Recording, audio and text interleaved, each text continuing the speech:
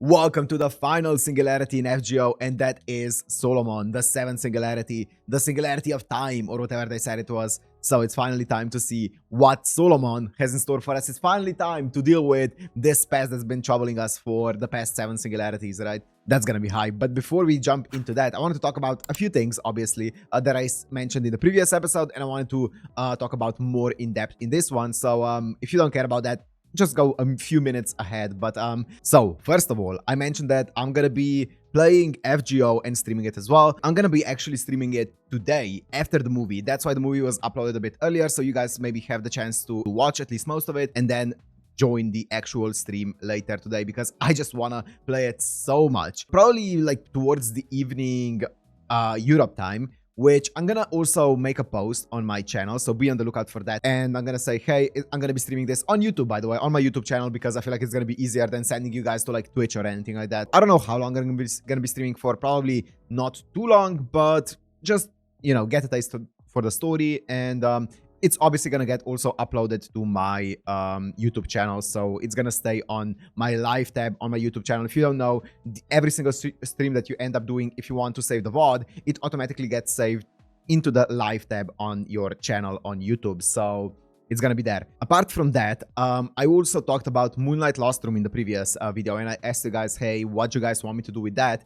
And I got some mixed responses with Moonlight Lost Room. Most people said that at the end of the day, it has nothing to do with the story. It's very confusing because you don't really get what's happening in it. You're not supposed to get anything that's happening in it yet. And so I'm gonna probably watch it at some point, but I'm not gonna do it. I'm not gonna push the actual Prism Ilya reaction behind because of that. You know, I am going to watch it later down the line, because I did say that I'm gonna watch a bunch of Fate stuff, and that's gonna be included in just one of those Fate stuff that I'm gonna be watching. So I'm gonna eventually get to it, but it's not gonna be next week yet. So that's how I'm gonna do Moonlight Lost Room, because it's not, as I said, it's not like really any kind of story or anything like that. So yeah. Next thing, Ilya. I did say that I'm gonna be watching Ilya next, and that was decided actually quite a while ago, because I did see a lot of people saying, hey, why not watch this? Why not watch this after this? Why not watch that?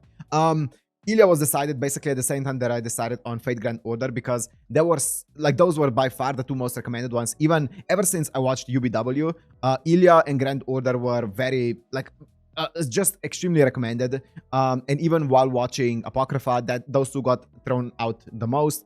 And that's why I decided on Ilya being after FGO at that point. And then after Ilya, we can go obviously in all of the other ones, like the Carnival Phantasm, Lord Ermeloy Case Files. What else is there? There's a Strange Fake, which I'm pretty sure it hasn't really fully aired yet, so we can get to that eventually. All of the other ones. So don't worry, we'll get to them. It's just gonna be a bit of a queue, you know. You guys were also recommending me to check out all of the Noble Phantasms and animations for that, and the more that I've been thinking about it, the more I've been realizing that I'm planning on playing the game either way. So I'm gonna see all of the Noble Phantasms in the actual game, and I would prefer to see them for the first time in the actual game.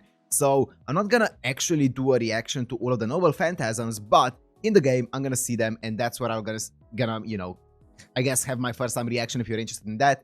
But also, I can eventually, you know, make a compilation of my reactions to, I don't know, all of the Noble Phantasms from the game and stuff like that, kind of like compile all of the moments into like one video eventually. I'll see how it's gonna go, or maybe I'm gonna make a video of checking out all of the Noble Phantasms after I've already seen them in the game. So it's gonna be basically more of a discussion video of my thoughts on everything and not necessarily my first time reaction. But I think that's all I wanted to talk about when it comes to everything outside of FGO. But now let's talk about the actual end of Babylonia and start of Solomon. So at the end of Babylonia, we said goodbye. In the previous episode, we said goodbye to basically everyone. Of course, no one can come with us, right? Out to Chaldea. So we had to say goodbye to basically everyone. You guys did clarify what exactly happened with Gilgamesh. He ended up not just summoning his own caster, or sorry, not his own archer version, but also his caster version when he was dying. So that's why he was there as a servant, you know, which is wild. And he gave Fujimaru a lesser holy grail, or a holy grail just in general, right? He gave him a holy grail, which I'm sure is gonna be very, very clutch in the upcoming battle against Solomon. I don't know what exactly he can use it for, but we'll see, right? It's basically just a source of a lot of mana, so I feel like it's gonna come in handy a lot. we'll see what exactly it's gonna be for. So yeah, I am so excited to see what they're actually gonna end up doing with Solomon. What kind of character he's gonna end up being. We haven't really seen him at all in the anime. We saw some flashbacks of him and stuff like that, but we didn't really see anything too specific with him, any kind of actual real-time scenes with him. So it was all through flashbacks and stuff. So yeah, I'm really curious to see what kind of singularity this is gonna end up being. Is it gonna be a different time? Is it gonna be at the time of the gods? Is it gonna be in the present? Is it gonna be what is this singularity gonna end up being? We don't know. So maybe it's gonna be completely removed from our world or something. I don't know, but I'm excited to see because this is basically the boss that's been built up ever since the beginning of FGO. So I'm excited for it. I'm gonna talk more about the actual my full thoughts on FGO as a series and stuff like that, obviously at the end of this one. But if you wanna watch this uncut, unblurred, as always, on my Patreon down in the description. Let's go into Fate Grand Order, Final Singularity, Grand Temple of Time, Solomon.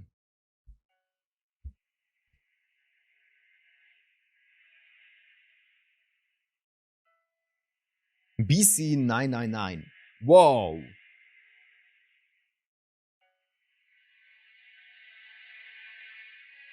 Thousand years BC. Oh, that's Solomon, isn't it? His hair looks the same.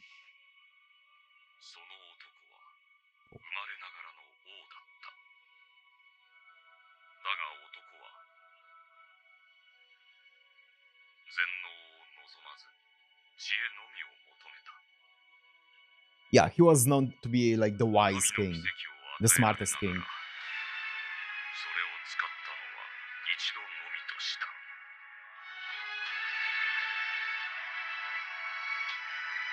Whoa.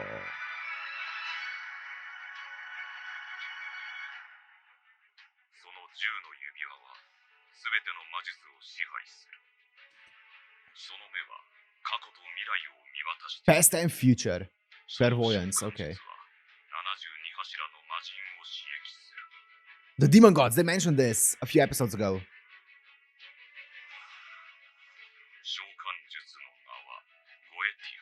Goetia.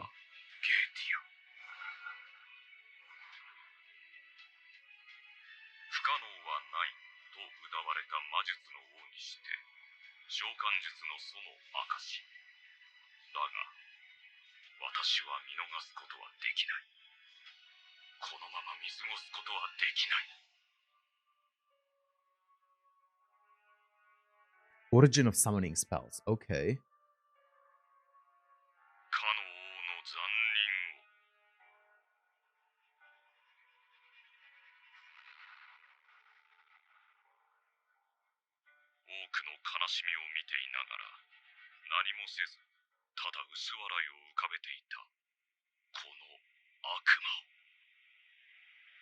Whoa!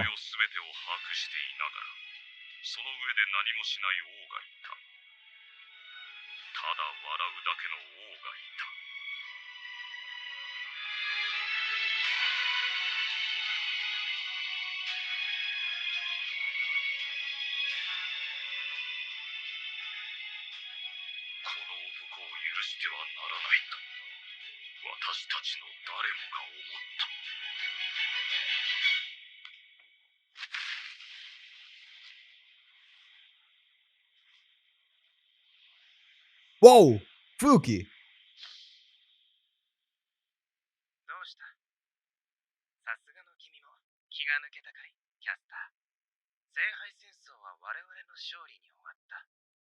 He summoned him as a caster?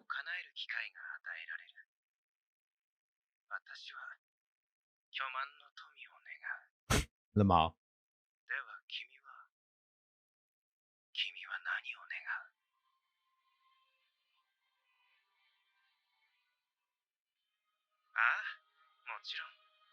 So that's when it began.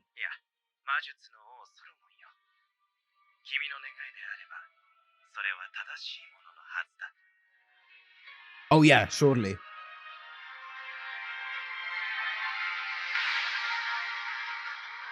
Final Singularity, Grand Temple of Time, Solomon.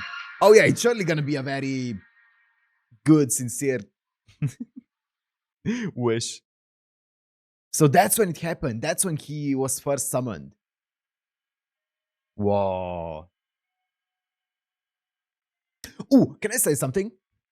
I know I'm pausing like very early on, but I was, as I said in the previous episode, I was actually rewatching like UBW recently. And you know how they talked about the entire concept of guardians, right? And they only brought it up, like I believe that that's the only time that they ever brought up the term guardian, at least to my knowledge in Fate, was when they talked about Emiya and how he went from like different events in the past and he was resolving those events so that humanity won't get destroyed and stuff like that. Which I was like, wait a minute, this is exactly what Chaldea is doing. So I don't know if Chaldea kind of like replaced the actual term of guard or like the concept of guardians in well the UBW timeline. But I really like, no, I don't know, that was a really cool connection that I saw there, and I was like, wait a minute, this is just Chaldea.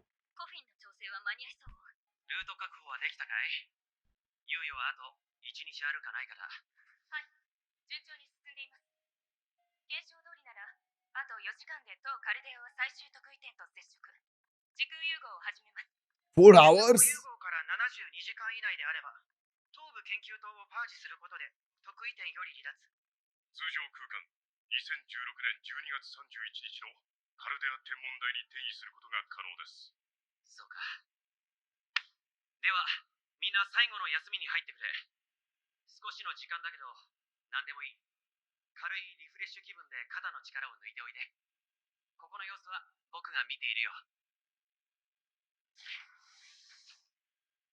さて、いよいよ最終局面だ。カルデアに就任してから10年間、正直まだ実感は湧かないな。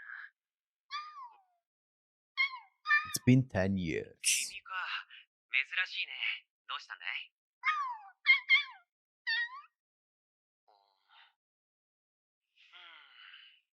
やっぱり何を言ってるか点でわからないや。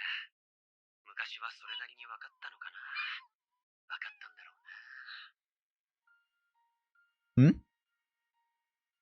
What do you mean by that? 勉強と研究しかやってこなかった10年間だった。ある日、人類の終わりをなんとなく予感した。よくある何か悪い夢を見たぐらいの目覚めだったけど、否定する材料も検証する力もない。手がかりはカルデアが起点ということだけでさ、僕にはただ何とかしないといけないという恐怖しかなかった。できることは全部やってきた。その答えがもうじき出ようとしている。恐ろしいけど同時に嬉しくもある。この戦いが終われば僕の不安は消えてなくなる。ようやく自分が思うままに自由に時間が使えるんだ。Uh-oh. ソロモンの正体かい。まあ、そこは当たりがついている。キングがいいケースになってくれた。僕の考え通りなら、あのソロモンには隙がある。そう、たった一つ。奴が本物のソロモンであり、同時に魔術王の名を語るものであるのなら、決して届かない空白がある。ただ、僕は、その空白を前にしたとき、自分が何を考えるのか、それが怖いんだ。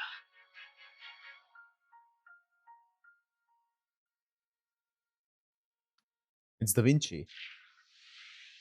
Wait, can I... Sorry.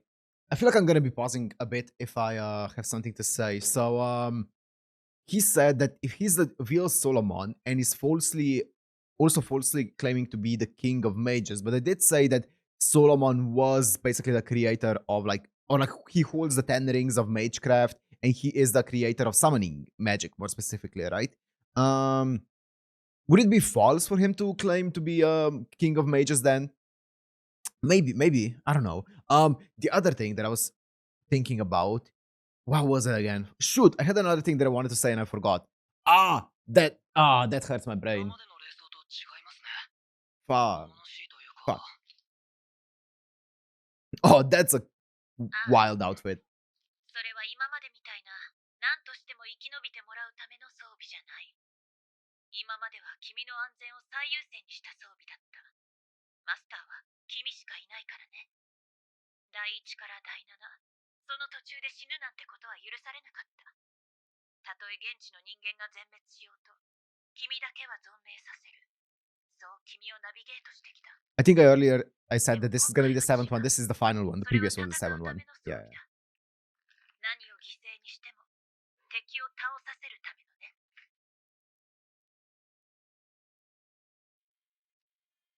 では、その霊装の仕組みを説明しよう。この最終局面を見据えて設計された特注品でね。今回はカルデアも特異点に乗り込んでいる。Oh. カルデアに電力がある限り、君には物理補給がかけられる。簡単に言えば、これはマスターだけでサーバントを召喚可能とする霊装だ。マシュの盾は必要になるが、霊脈も触媒も必要ない。君がその時々に適正だと判断した英霊を召喚できる。ほんの一瞬だけだがね。召喚可能回数は7回。これが君の切り札になる。7? Because 7 servants, 7 classes? 使用回数は少ないに越したことはない。何しろ、通常の神経を魔術回路として疑似使用する品物だ。Whoa! されているとはいえ、君の神経にかかる負荷は変わらない。文字通り、内側から破損していくだろう。それでも、脳と心臓が動いているうちの戦闘は可能だ。ああ、わかっているよ。こんなの正気じゃない。カルデアは軍隊じゃない。ただの研究機関だ。He doesn't look like he そんな連 minds. 中が人類の存亡を担って敵地に乗り込む？全くもって正気じゃない。 I don't think he cares. 君は私たちを罵ありがとう。ダ Yeah. ヴィンチちゃん。 He doesn't look like he minds too much. ダヴィンチちゃんも、カルデアのみんなも、ドクターも、自分たちしかいなかったからやってきた。だから俺も、自分にできることを精一杯頑張ります。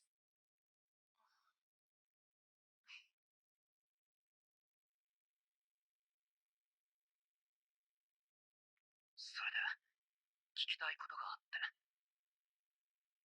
マッシュのことだね。はい。メソポタミアから帰ってきて、 How's she holding up? 更新された。結論だけ言うと、彼女の体はほぼ限界だ。長期の作戦に参加できるのもこれが最後だろう。ロマには君やマシュを気遣って黙っているべきと判断した。ただ、マッシュは多分、知っています。だろうね。彼女は賢い子だ。自分のことなんて私たち以上に知っているさ。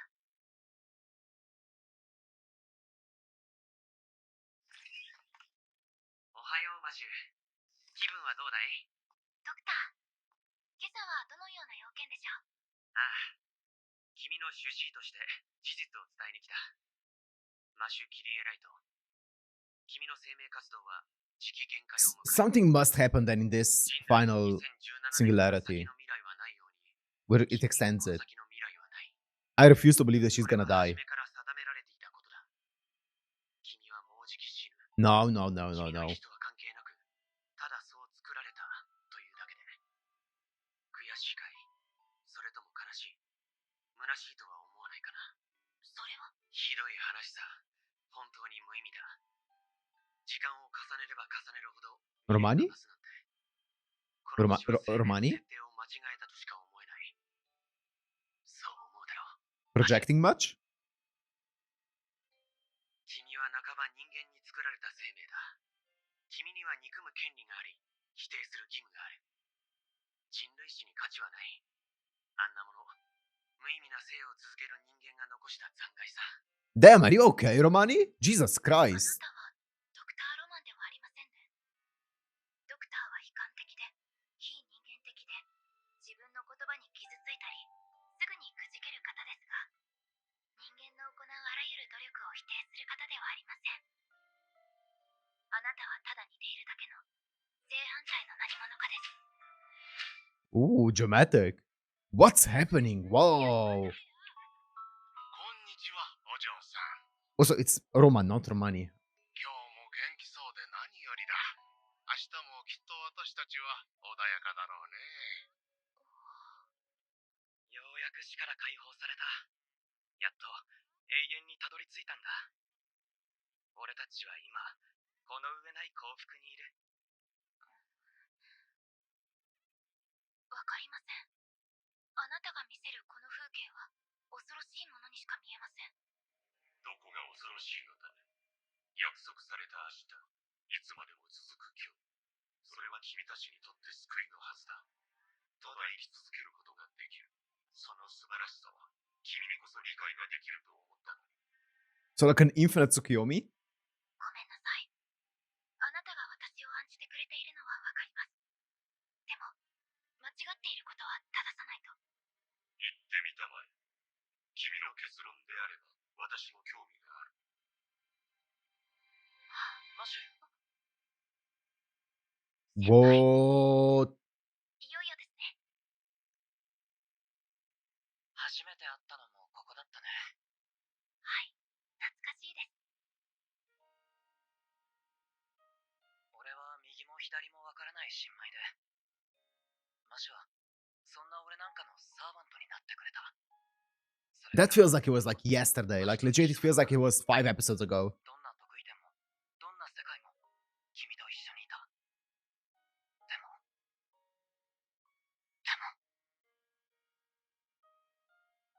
今回はそうじゃない。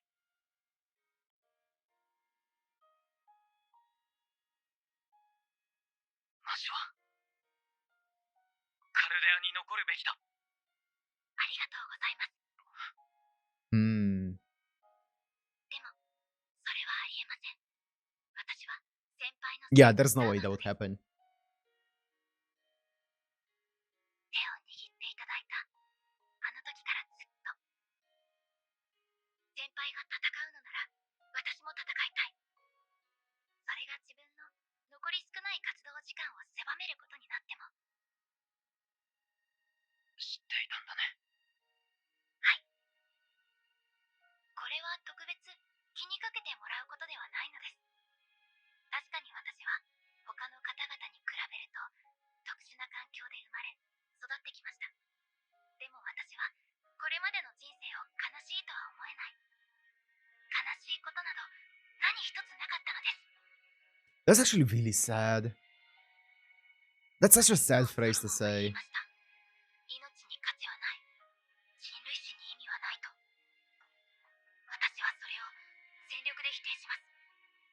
たとえ失われ忘れられる命であっても、そこに生きた人々の積み重ねが今なのだとこれまでの旅で学びました。私は命の悲しみは知りませんが、命の喜びは知っています。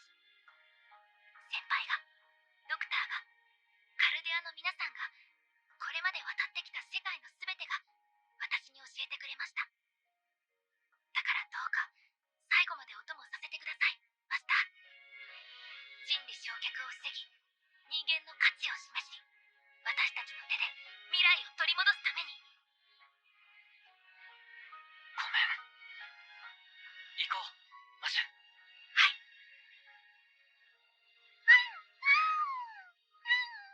That was really cool dialogue. Really sad, but really cool dialogue. Really well written. カルデアにおける全職員に告げる。当施設は間もなくグランドオーダー最終地点に到達する。 Here we go, すべ guys. ては2015年に起きた。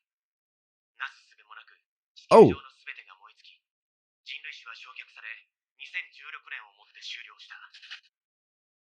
2017年には誰もたどり着けないとカルデアスは提示した。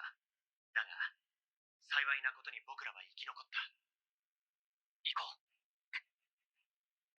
う。 Whoa, look at the outside. では、 So we're ray shifting the entire building? これが目的地である終局の特異点、ソロモン王の神殿。我々はこれを冠位時間神殿ソロモン Grand と呼 Temple 称 of した。 Time. 地上はすでにどの時代も人理焼却は完了している。しかし、この空間は時間の流れとは切り Of course. そう、ここは紀元前900年であり、 Okay, I see. I see. 我々の主観時間で2017年を迎える前にソロモン王を打倒できれば人理焼却は破却される。当カルデアはこれより冠位時間神殿との接触を開始し、この施設ごと乗り上げる。作戦は至ってシンプルだ。得意点に侵入、ソロモンを倒してカルデアへと帰還する。それでこの戦いはおしまいだ。人類の、そしてカルデアの大勝利というオチでね。じゃあ帰ってきたらお祝いですね。みんなで。そうだとも。いや、そううまくはいかないよ。たった今モニターした映像だ。これは。Whoa. Whoa. Demon God Pillar. 第1得意点から第6得意点で現れたソロモン王の手足。72柱の魔人中。中心地点に向かうまで交戦は避けられないだろう。藤丸君、得意点で存在可能な魔術師は君しかいない。僕たちは時間神殿に接岸次第、君とマシュへの魔力支援を行う。思えばこれは敗北から始まった戦いだった。天に渦巻く交代によって人類の誰もが気づかぬままソロモンに殺された。ソロモンが没した年から綿密に積み上げられた人類史上最長の殺人計画。藤丸君、マシュ、どうかこの馬鹿げた企みを阻止してほしい。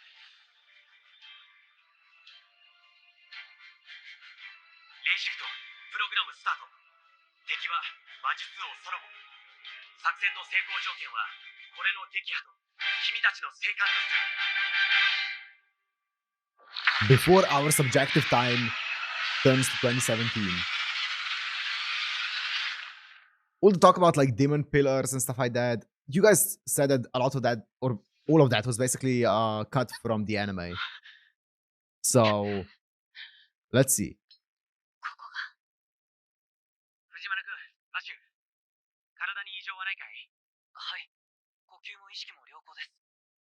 でも、周りは宇宙空間みたいなのに変な気分ですね。そう見えるだけの時間の外だからね。この神殿が崩れれば無に戻る。そして、この位置が帰還ポイントだ。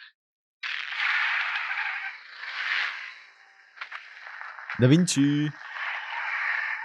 Oh, no one's in there. ああ、今回用の特注品だ。運転は慣れてるだろ。さあ、乗って乗って。状況開始だ。気をつけて、二人とも。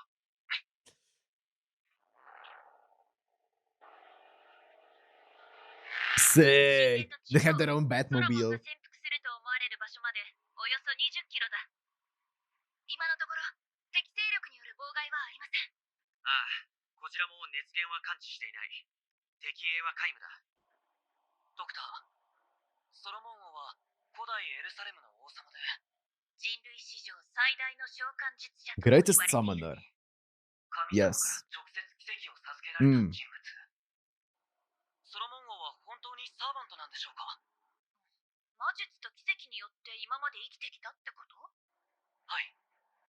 Oh. それはないな。ソロモン王の死ははっきりと記録されていることだし、そもそも後年の彼は魔術王でもなければ神の奇跡もなかったからね。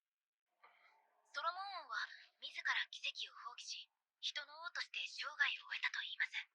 King of Men. Okay.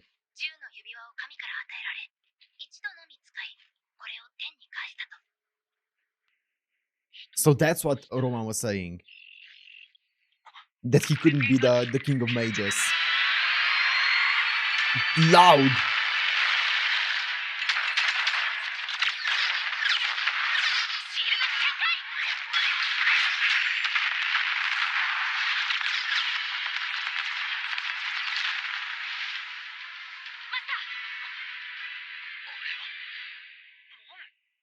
Here we go. Lev? That was Lev.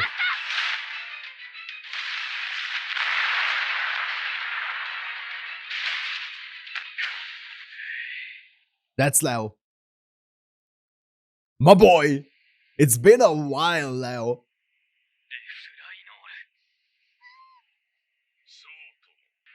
そうとも。そうとも。魔術王が使わせた戦兵。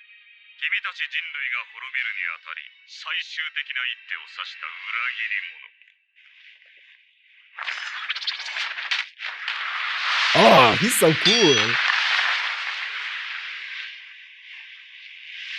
The gatekeeper. そしてここで最後の掃除を任された。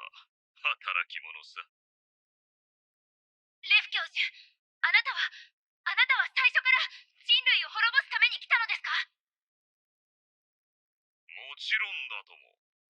すべてはソロモン王の時代から始まった計画だ。魔術の王から分かれた魔術師は、この時代のためにあらゆる時代まで生き延びた。魔術師の家系に伝わる原初の指令。そうあれかしと定められた絶対の教え。冠位してグランドオーダー。カルデアにとってそれは人類の継続であり、我らにとっては人類の焼却だった。Oh, but 1000年も前からのそんな教えを守ってきたのか。 but who did that それ order が come 魔術師 from? というものだよ。私は The fucking root or 2010 something? 最後の担当だった。私がソロモンの残した種であり、自身が何者かを自覚した時点で諸君らの歴史は終わりを告げた。回収する資源はそこまでと決まっていたからね。だが The Grand 貴様たち Order. カルデアはしつこく生き延びてしまった。なぜだ？私の失態だったのか？いや、それは違う。私の観察眼をすり抜けた食わせ者がいたからだ。そうだろう。 Oh, it is Romani. そ I れ was と saying that, I そう think. なるよ Okay. 私の前では道化を演じていたのかな。だとしたら残念だ。私は君に友情を感じていたのにね。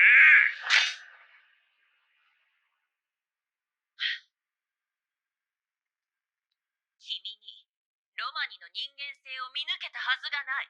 何しろこの男は私がカルデアに召喚されるまで誰一人として信用していなかったんだから。理由はわからない。敵が誰かもわからない。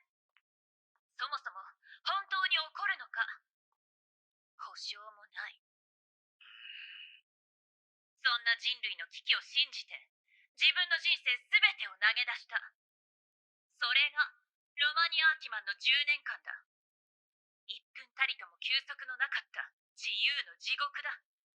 そんな男がたとえ学友であろうと本性など見せるものか。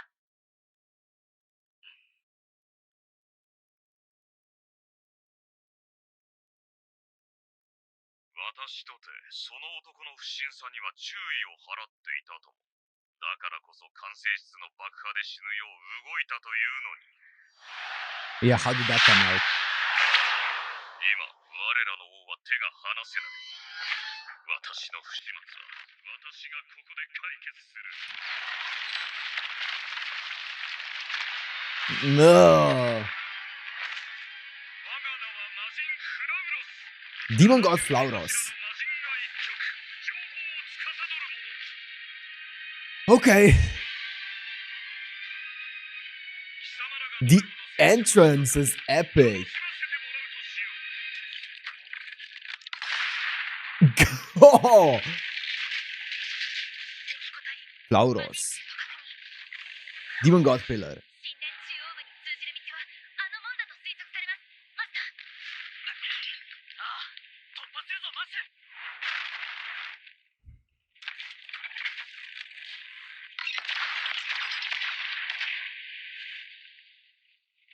マッシュ、ここからは俺じゃなくて彼のサポートをよろしく。 Him? Who's him? Who's he gonna summon? Wait. Gil.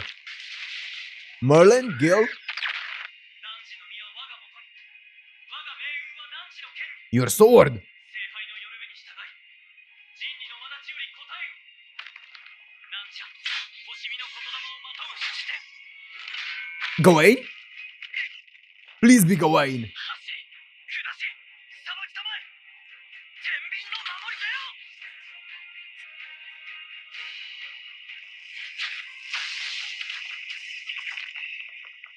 これを。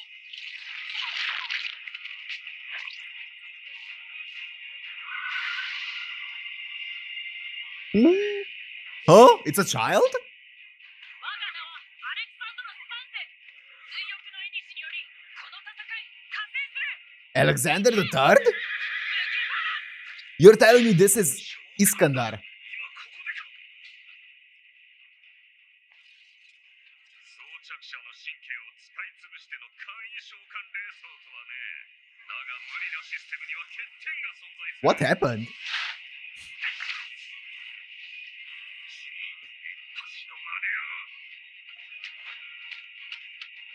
Lamar.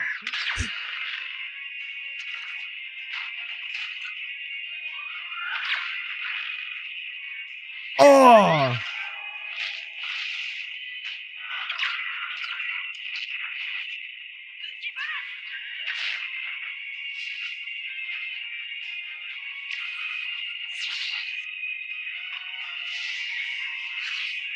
Okay.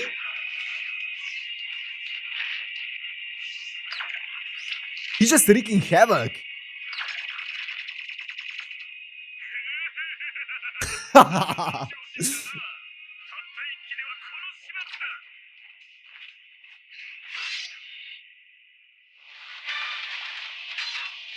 Oh! Wait. Oh!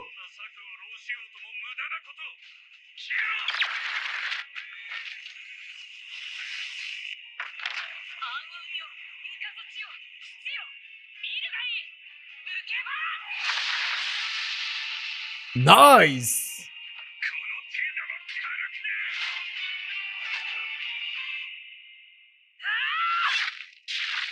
Nice! Clean! Goodbye, Leo. That's enough of you. Huh?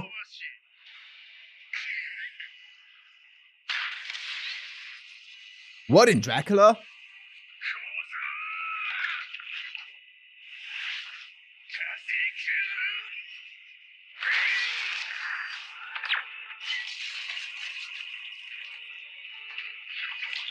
Is that actually Vlad? But younger. It's Vlad Tepes, isn't it?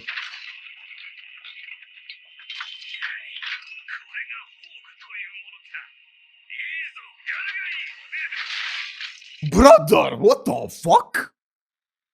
What just happened? Oh, he's French? Of course he's French. Is that supposed to be, what's his name? King. What was, the name of Marie Antoinette's husband?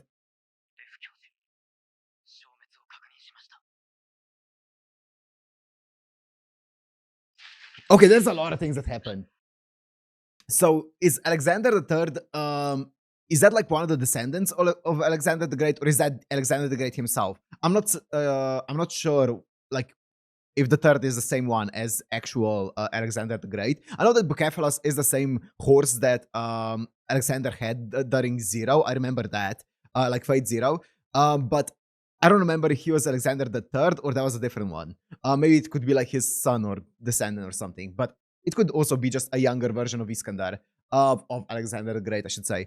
And then we had, I'm guessing that was like a younger version of Vlad Tepes, right? So Dracula. Vlad the Impaler, if you will.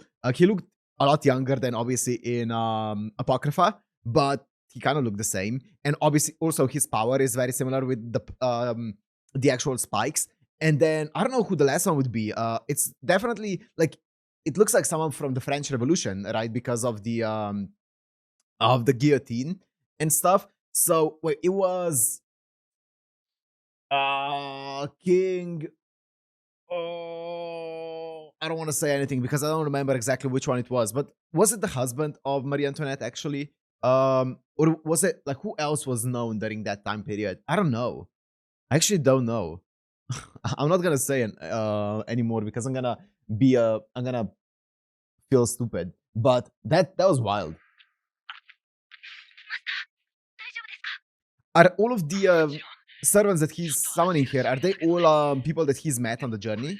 Like throughout all of these singularities?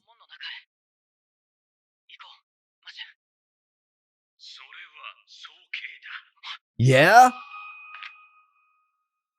奥の手のうち3本を使っての勝利おめでとう心底頭にきたがそこは評価しよう Bro! よく成長したものだ藤丸律香君だが無意味だ無意味なのだよ我々は無尽蔵なのだからさあ現れよ同胞たちよ。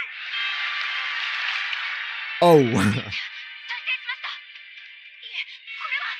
そう、我々はこの空間そのものであり、神殿そのものである。 That's not good. 72柱の魔人中とは個体名でなく、存在をすで Oh. に72匹の魔人でいるという状態が我々なのだ。 That doesn't sound fun. わからないかな、藤丸くん。要は72柱の同胞すべてを殺さなければ、私は殺せないということさ。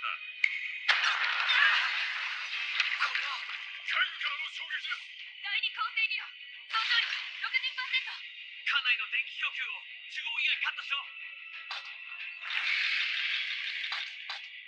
余震からの電力は全て構成理論とカルデアスに使え、完成室は何としても持たせる。 Oh no. ロストしました。天文台の森カードの圧力を確認。崩壊まであと5分。このままではカルデアは放末状態に入り、時間神殿に取り込まれます。 Foam され state? る前に得意点を消さないと、奴らを倒すには同時殲滅しかない。でも、それは不可能。 What's wrong with this 不可能 dude? なのだよ、シャーク。 I actually love how evil he is. It's great. そんな軍勢がどこにある？ With what そう、 army? どこにもない。お前たちでは持ち得 You ない。 and what army? 貴様たちは自ら墓場に飛び込んだのさ。 Huh? 第一特異点、陽光炉ナベリウス。第二特異点、情報室フラウロス。 Flauros, Leo. 第三特異点、観測所フォルメウス。第四特異点、 God! バルバトス。 Barbatos. 第五特異点、並走者ハルファス。 Alphas. 第六特異点、視覚性アモン。 Amon! Oh, that looks sick. 第七特異点、生命員サブナック。 Oh my god!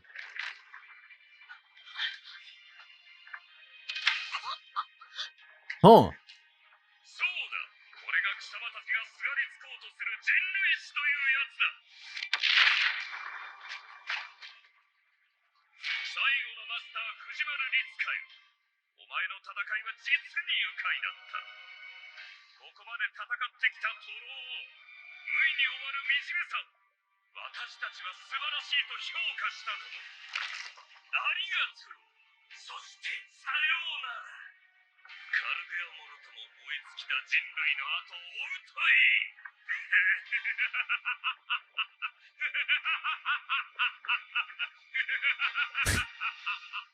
This dude. いいえ、 John! その John! こそが今この場に立つ彼ら。あなたたち魔人が不要とたどり着くはずないと蔑んだ。 Rura. 人間。あらゆる生命が一瞬のうちに燃え尽きたとしても、結末は誰も渡っていないと空を睨んで Sakamoto Maya! バカな。 Bakana! Bakana! Yes! Red Saber? Oh, hello. Oh, it was Wukong! Frankenstein! Frankenstein! Hello? Gawain! Enkidu! Ishtar! Oh my Leonidas! さあ、顔を上げて、藤丸。 Yo, everyone! これはあなたと私たちによる未来 We'll show you the power of human history! 兵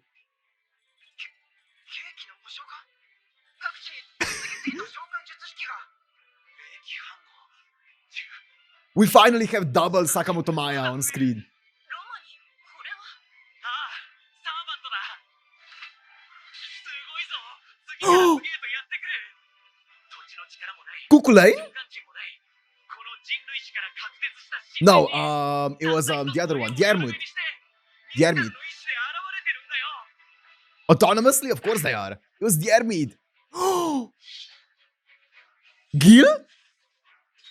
Gil the Ray? そんなことが。 And a magical girl as well? ですが、皆気を変えたようです。 And my boy, Fafnir, Siegfried. 泣きながらもここまで放り投げなかった一人の人間の成果に応えるために。チャンナさん。 That's so cool. Yo! It's actually Siegfried. 聞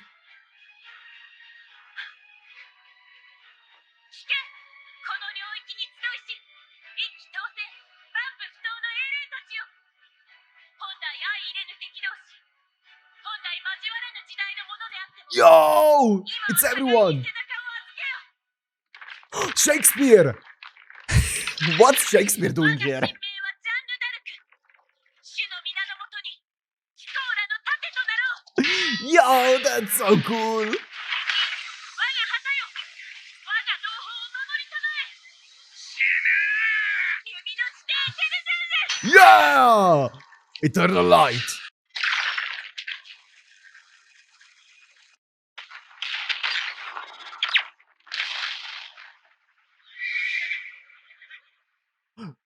Bucephalus! アレキサンダーさんの王さん。ここは私たちにお任せを。 Gilderay and Jean d'Arc are finally reunited, guys. 敵サーバント軍捕捉。これより滅却を開始する。 Oh my god, Red Saber.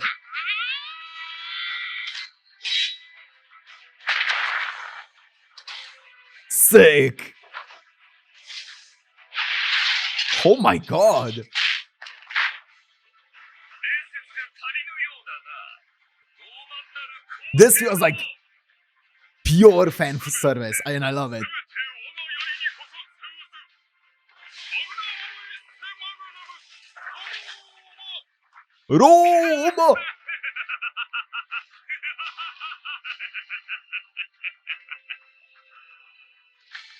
だろう。総力戦を望むというのなら答えてやる。 Yo! Is that supposed to be fucking 貴様らのすべてを the Three Musketeers? おそらく焼却する。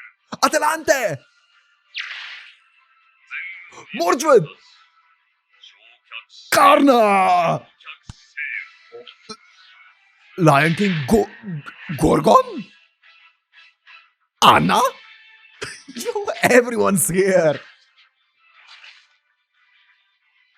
ごい。ジャンヌさんだけじゃない。ネロ陛下も、ドレイク船長も、 Drake? みんな。 They even got Drake in here? はい。これまでの得意点で力を貸してくださった皆さんです。 I don't think it's the Drake that I'm thinking of, though.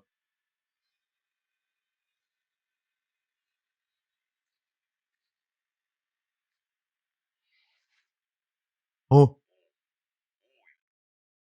の神殿が侵されている。 so casual. アルス・アルマデル・サロモニスの交代をもって、英霊どもを焼き払うべきだ。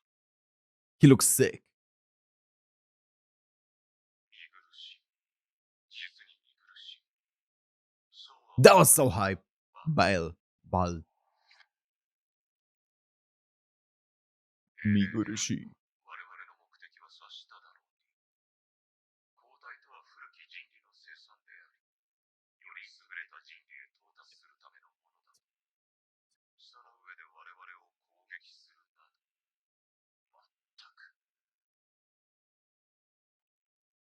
どこまで行こうとクズばかり。人間など上位存在になろうとたかが知れていると、ここまで証明しに来たわけだ。なぜ戦う？なぜカルデアに手を貸す？お前たちは一体人類の何を見てきたというのだ。 This is so epic, guys. いよいよですね、先輩。冬季の町からメソポタミア。どれも厳しいものでしたが、とても得難い旅でした。半人前のサーバントである私が旅を続けられたのは、マスターのおかげでした。マシュがいてくれたから、ここまでやってこられたんだ。戦いはあと一度だけだ。勝ってカルデアに帰ろう。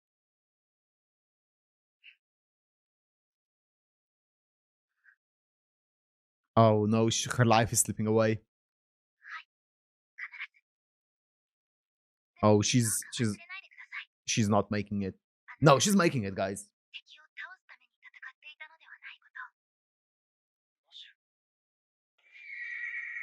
She's making it, guys.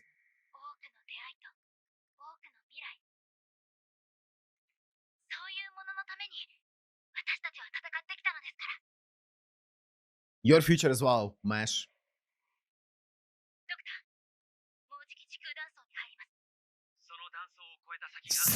She says casually.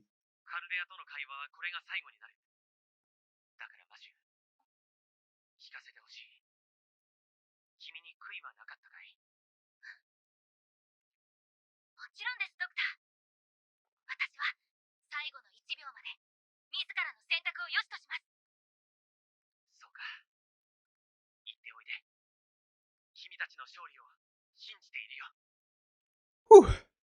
This is a good way to calm down from the epicness of the previous scene. So like bring us down and now we can go back up. Oh, that's a nice background. You did good. Good boy.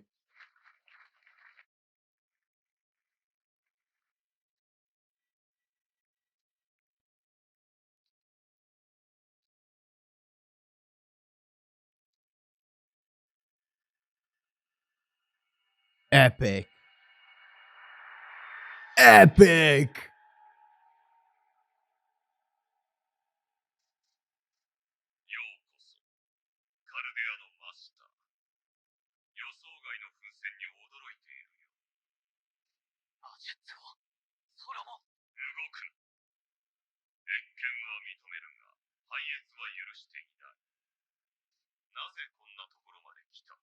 The aura from the guy.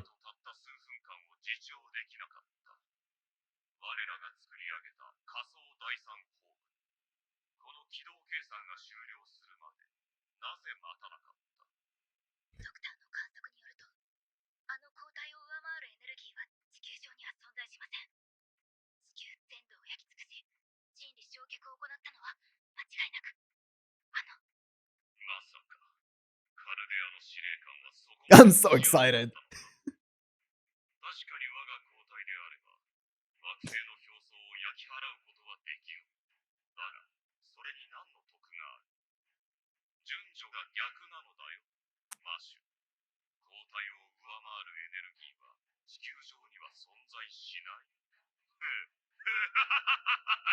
Oh my god, that mouth.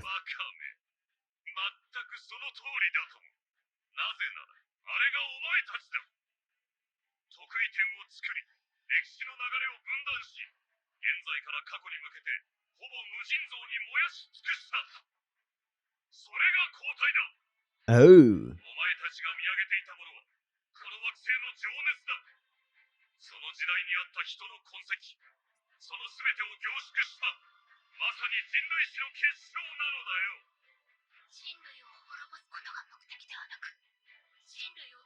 Yeah, it was to get energy from humanity.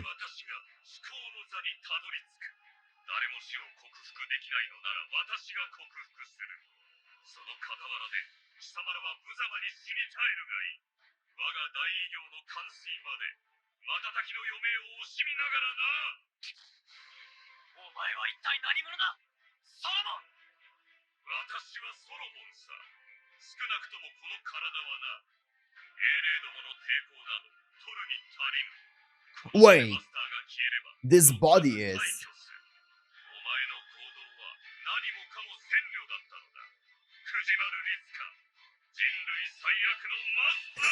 I mean, he is the worst master because he's the only one. He's also the best master.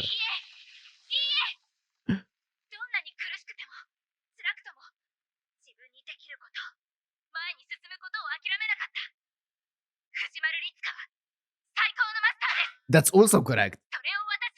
They're not mutually exclusive, Mesh. Yep. それすら兵器として扱う貴様たちの方が Okay, wait. Just, I feel like I need to talk about this. So he said that this body is Solomon. I wonder if there's a similar thing happening to what happened to Ishtar, you know, where when Rin's body was used as kind of like a catalyst to summon Ishtar into. I wonder if something similar happened to him where Solomon's body was used as a catalyst for something else. Maybe, but because I don't know if this is just like kind of like an anime Easter egg that wasn't supposed to mean anything with the actual lore of the actual game. But I do wonder because obviously Ishtar uses similar abilities to Rin, right? So she got some of the Rin power that she had. She got into like the Ishtar servant as well. So I wonder if Solomon is so strong because he gets some of the power from actual Solomon's body and also from the spirit that's possessing Solomon's body. Or I guess that's... So I wonder if he's a pseudo-servant or not. That's what I'm trying to say, basically. バックアップ任せて。Nice! Nice! Wait, who? Hello, you look cool. Sick! Ah! We're jumping right into this.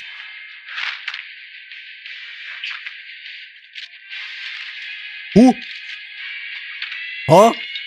Huh? Oh. Nice!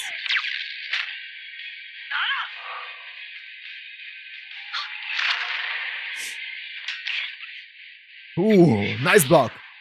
Ooh.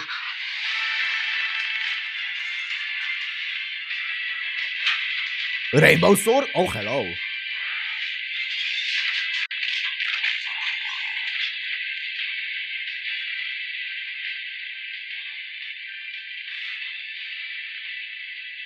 Yeah, I have no idea who these guys are.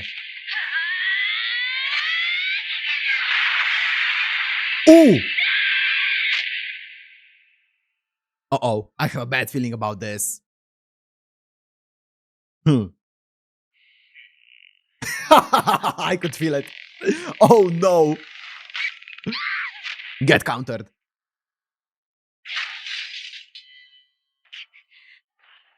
私は無能な王ではない。いかに人類が愚かとはいえ、高き者、強き者は正しく評価する。故に、その健闘をたたえ、我が身体拝謁の栄誉を与えよう。 My true form? Uh-oh. I would kind of prefer if you didn't show us your true form. Just stay in this form, please. Are you the fucking Kraken or something? 交代よ。玉座を照らせ。大偉業の始まりだ。 Like a fucking Leviathan? 権限せよ。祝福せよ。ここ Cthulhu. に海外の獣、人類悪の一つをなさん。 Oh! カルデアのマスターへ。 Is he a beast? と私に問うたな。 He's fucking Cthulhu. 私は魔術王ソロモンとしてあったもの。魔術王が作り出した機構であり、ソロモンと共に国を統べるも、ソロモンの死をもって置いていかれた原初の呪い。 Primordial その curse. 遺体を巣とし、その内部で受肉を果たした Oh! 真の英知に至る者、そのために望まれた者。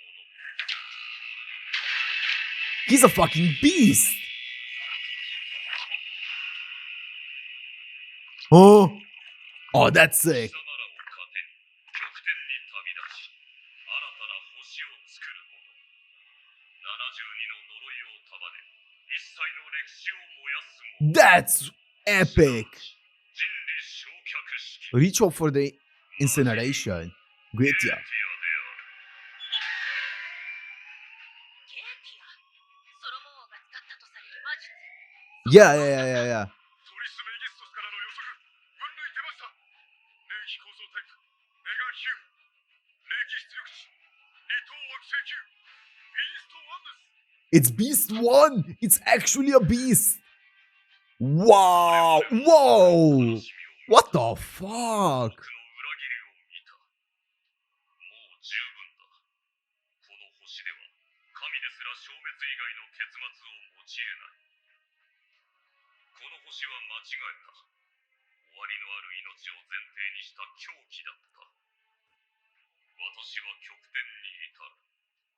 46億年の過去に遡り、この領域に天体が生まれる瞬間に立ち会い、この星を作り直す。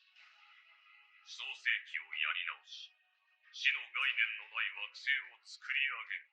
Without the concept of death? 我々の大偉業。我々にとって人類とは始まりの空に至るまでの噴射装置に過ぎない。星を作り直す。さて、ようやく報復の時間だ。Bro, he's like 我々はとても忙しい。 the final boss version of Amakusashiro. 俺の仕事が待っているのでね。Okay, Saber. 忙しいのはお互い様だ。 She's way too happy to be Arturia. Nero, that's Nero. Okay. 藤丸、 She said Humu. だが駆けつけたのは陽だけではないか。 Kingu! いいだろう。極点に向かう旅に貴様らは不要だ。ようこそ諸君。ようこそ。死にたま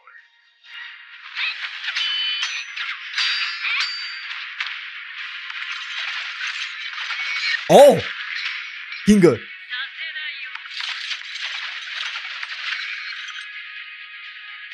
いよ。 Yo, this Beast one is nothing compared to Tiamat. He wishes.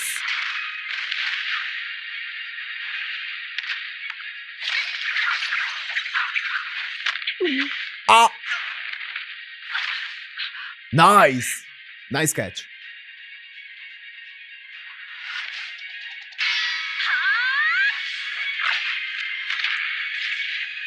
Eternal Light. 今は彼らを信じましょう。まだまだいけるよ。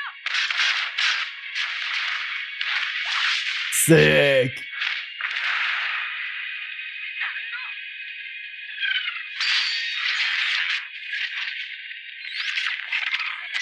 Yo, Nero is badass. Mordred! Speaking of badass. Yo, look at this.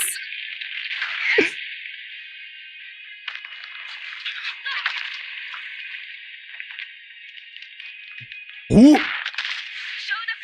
殺気。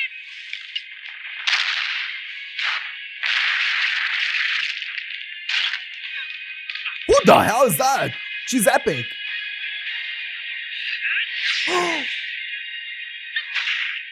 Yo!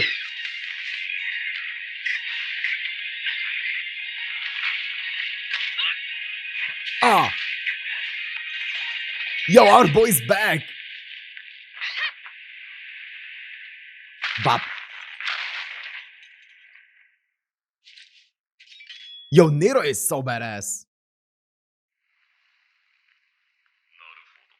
わざわざ駆けつけただけはある。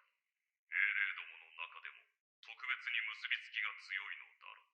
We just need we need Caster Gilgamesh. こそ哀れこの上な。 Actually, does Caster Gilgamesh have ear?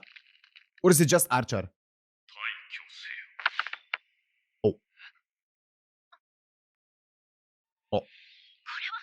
Yo, he just 召喚式その he kicked them from the party. 私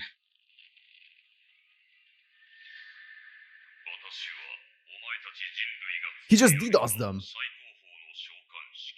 Oh, of 英霊 course. である限り、 Of course. 上回ることはできない。 I wonder.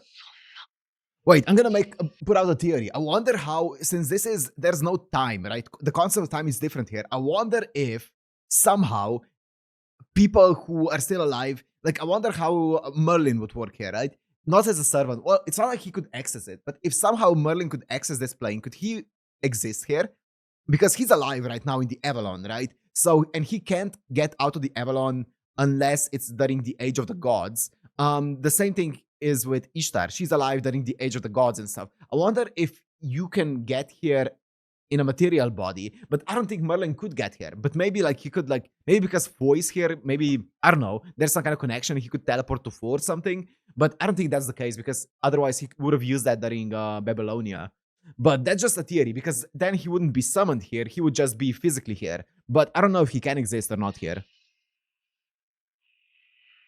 さて、時間だ、カルデアの諸君。 Well, that's bad. 展開を確認。 Oh. あれは止められませんね、マスター。 Oh. Holy Grail? We have a Holy Grail. I don't know what it can do, but we have it. なぜ受け入れるマシュ・キリエライト。私はお前を理解している。お前も私を理解できるはずだ。我々は共に生命の無意味さを実感している。そうだ。未来などつまらない。人間はつまらない。生きていても死ばかりを見る。どのようなものであれ死に別れる。もうたくさんだ。死のない惑星の誕生は You know, maybe he 意 isn't 味でもあるはずだ。 he isn't weaker than Tiamat. Maybe I was talking too much shit earlier. 人による理解者が欲しい。そうであれば、我らの計画は揺るぎないものとなる。マシュ・キリエライト。人間によって作られ、じき消えようとする命よ。共に人類史を否定してくれ。私たちは正しいと告げてくれ。 Nah, she won't. よしと言え。その同意をもって、共に極点に旅立つ権利を Nah, she's her. 与えよう。 She's not gonna do that. 貴様も同じだろう。どうせ死ぬのなら、マシュ一人救うべきではないのかね。それは。そうでしたね。あなたはずっと私にそう問いかけてきた。確かに死が約束されている以上、生存は無意味です。私はあなたの主張を否定することはできません。では、でも、人生は生きているうちに価値の出るものではないのです。死のない世界、終わりのない世界には悲しみもないのでしょう。でもそれは違うのです。永遠に生きられるとしても、私は永遠なんて欲しくない。私が見ている世界は今ここにあるのです。 The present. 私の命が瞬きの後に終わるとしても、それでも私は1秒でも長く未来を見ていたいのです。 Hell yeah! Pop off, Mash. 先輩、もう一度手を握ってくださいますか？はあ、もちろん。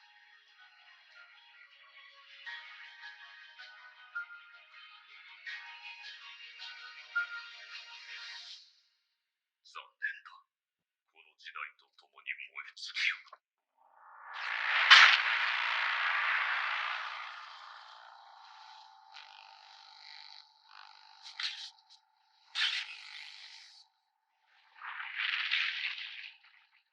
お任せください。マシュキレイライト、行きます。だってこれからです、マスター。あなたの戦いはこんな No, don't you dare sacrifice yourself. This isn't giving me a good feeling. No, no, no. 天海。誕生の時来たれ。祖はすべてを治めるもの。さあ、アクターよ。 He's kinda cool though. アルス、アルマデル、サロモニス。 それはすべて That's hard. That's hard. 栄光を癒す我らが故郷。 Lord? ロード・キャメロット！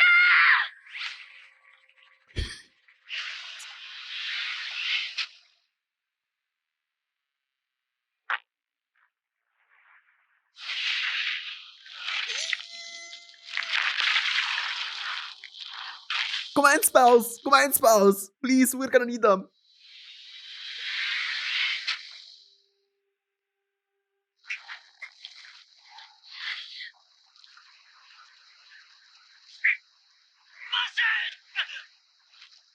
かった。これなら何とかなりそうです、マスター。No! 先輩が No, 今まで。せめて少しでも返したくて弱気を押し殺して旅を続けてきましたが Don't you fucking dare. 私は私の人生を意義あるものだったと I 自 refuse 覚し to ま believe した this. ドレイク船長の言った通り最後の時に Don't bring Drake into this. 私の望みを知ったのですでもちょっと悔しいです私は守られてばかりだったから最後に一度ぐらいは先輩の役に立ちたかった Don't you fucking dare, Mash.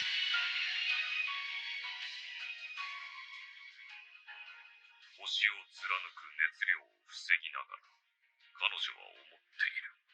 What in Hunter x Hunter is this? これからの旅を自分がいた今までともう自分がいない未来の夢を No, no, no, no, no, no, no. そうか。あれほどの戦いをしてきながら彼女の中では全く足りていなかった。あの日自分の手を握った誰かへの感謝の念はそれほどに強かった。たとえそれが取るに足りない些細なきっかけに過ぎなくとも彼女は常にお前に守られお前の前で No! 立ち上がれる人間性だった。見るがいい。肉体は熱量 No! を耐えきれず蒸発した。だがその心は何者にも侵されず、石火の盾は傷一つなく彼女の心を守り続けた。だから言ったんだ。彼女は勇敢な戦士でもなければ物語の主題でもない。ただのごく普通の女の子だったんだよと。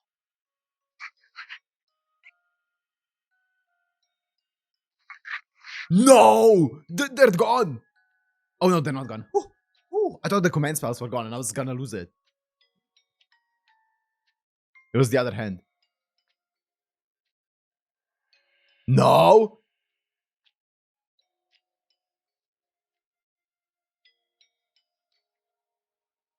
ああ、最後に殴りかかるぐらいは許そう。貴様の気持ちは理解できる。その貧弱な人の拳で我が体に触れて死ね。 She's not gone. She's not gone just like that.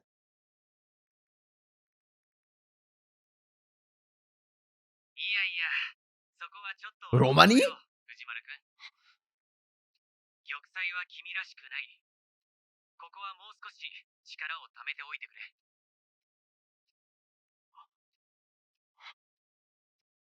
論理防壁、最終壁消滅。カルデア内部に魔人虫が侵入してきます。 Why is he in there? How is he in there? 完成室放棄をプラン A He's here! 避難の準備を完成室放棄はコヒンの停止につながりますマシキリエライトが最後まで盾となったのですマスター藤丸の帰還を諦めることはできませんああこうなったらとことん悪あがきをロモに未来の価値か。マシュ、君がそう言うのなら、僕も覚悟を決めないとね。 Okay, he's not in two spaces at once. This is in the past. やっぱりそうなるのかい完成室の防御は君の仕事だよ。レオナルド、藤丸くんが戻るまで持たせてほしい。 Kind of want to see what Shakespeare is doing in the entire battle there. もちろんお土産は期待しないでおくよドクター、 He's just writing a book. なんでここにはレイシフト適性がないと。 What is happening? 貴様、その霊気は What? 最後に美味しいところを持って What? いるようで悪いけどね。 He's engaged? 10 Wait! 目の指を The 10th ring, it is one of the rings! まさか。ああ、たった11まさか。カルデア前所長、マリスビリー・アニムスギア。彼は聖杯戦争に参加する際、最高の聖遺物を用意した。それがこの指輪だ。ソロモン王が亡くなる際、遥かな未来に送ったもの。カルデアの英霊召喚第1号、ソロモン。マリスビリーと共に聖杯を手に入れ、願いを叶えた英霊だ。 Okay. 人間になりたい。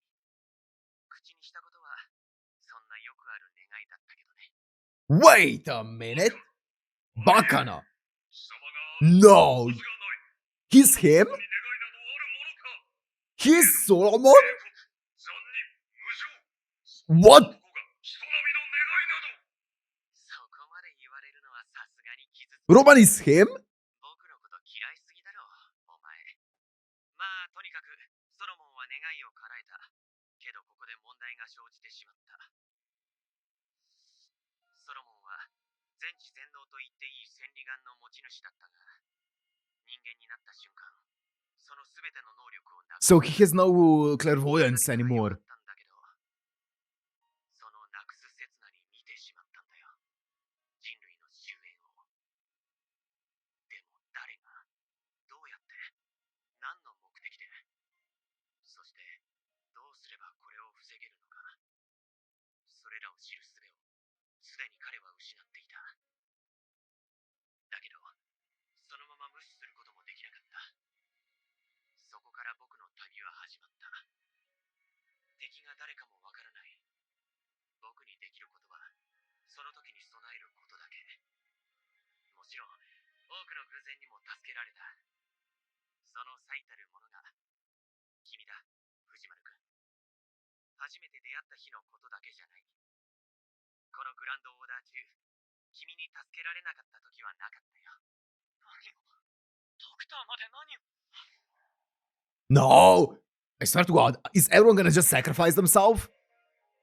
Oh my God, guy, where did this come from? ゲーティア、お前に引導を渡すものだ。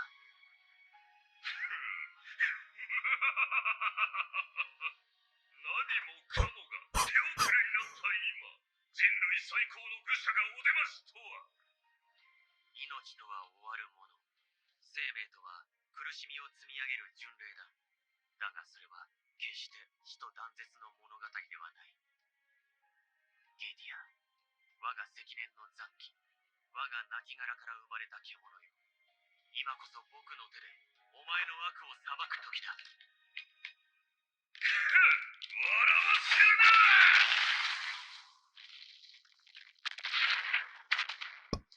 貴様には何もできまい。死ねえ、死ねえ。貴様自身の宝具で引導を渡してくれる。ああ、初めからそのつもりだ。僕は自らの宝具で消滅する。Nani? 未来において魔術が人間にとっての悪になった時、これを滅ぼすためにソロモンが用意した安全装置、本当の第一宝具。貴様は何を？今ここに全ての指輪が Ulten! ゲーティア、人々を見守るために編纂されながら人々の未来を奪う選択をした魔術式よ。お前に最後の魔術を教えよう。まさか。いや、できるはずがない。やめろ、やめろ、やめろ、やめろ。その指輪は、全能の座はお前だけのものでは。誕生の時来たり、祖は全てを治めるもの。体感の時来たり、祖は全てを始めるもの。そして、やめろ。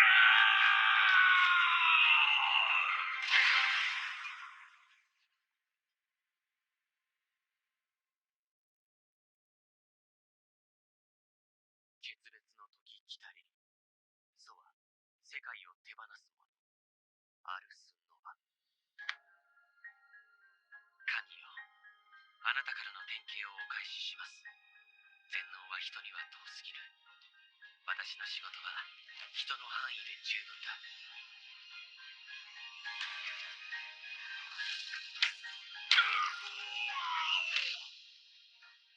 なぜだ。 He's getting crucified. That's 人を wild. 救うというのか、ソロモン。多くの悲劇を見ながら何もしようとしなかった貴様が。ああ、不思議な話だ。 My eyes are burning. I'm forgetting to blink. 同じ玉座に座り、同じ時間を過ごした。なのに僕とお前は正反対の結論に達した。ことがあるとしたら、そうだな。単純に僕には怒る自由がなかったんだよ。私自身の英霊としてのあり方は今消えた。これ以降、ソロモンは英霊の座から消える。魔術王ソロモン、その完全消滅をもって、本当の意味で信頼は終わるんだ。いなくなってしまうんですか？怖いし悲しかったけど、僕にできることだったし、なら辛くともやらないとね。これでいいんだ。この選択を君とマシュが僕に教えてくれた。 Everyone's just dying. そんなの勝手に。今までずっと黙っていてずるい。ドクターはずるい。そっか、ずるいかもだな。面目ない。結局僕は気が利かなくて、今の僕ならはっきりと答えを出せる。ゲイティア、お前は命の無意味さを憎んだ。確かにあらゆるものは永遠ではなく、最後には苦しみが待っている。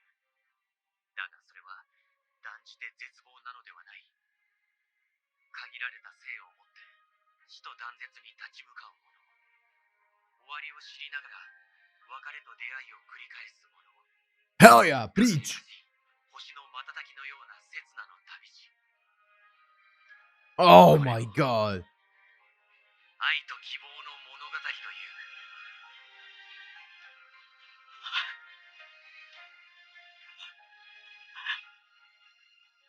任せていいかな、藤丸君。僕たちが過ごしたカルデアの最初にして唯一のマスターである君に。はい。いい返事だ。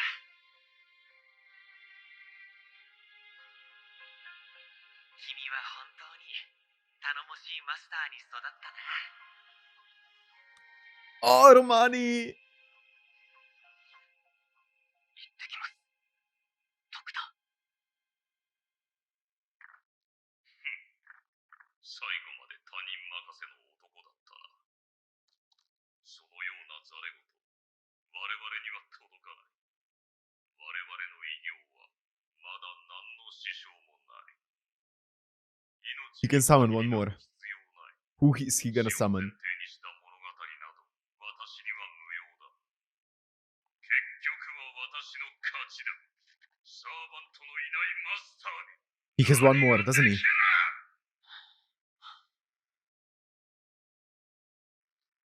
きるとも。霊長の世が定まり数千年、寝台は終わり、西暦を経て人類は地上で栄えた首となった。我 Wait. らは星の行く末を定め、 Can he use the holy? Can he 刻 summon? む者、 Can he summon Mash? Use the holy grail to make her a human? 知識を育て、多くの資源を作り、多くの生命を流転させた。人類をより長く、より確かに、より強く繁栄させるための断り。人類の公開図。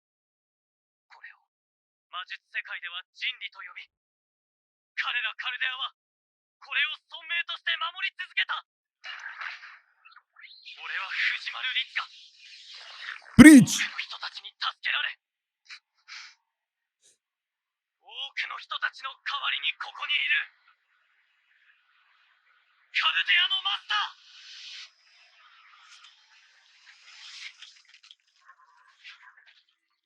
勝負だ。ケーティアー。 What the fuck?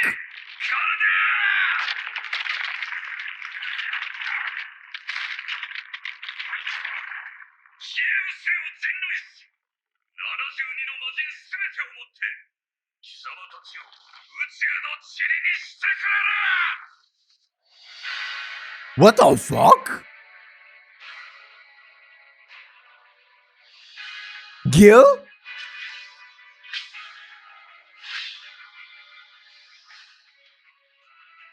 Who? Who? 一人でいい。殺すのは一人でいいのだ。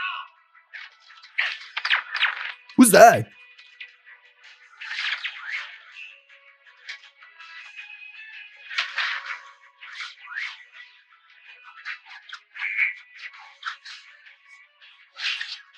Ta-da.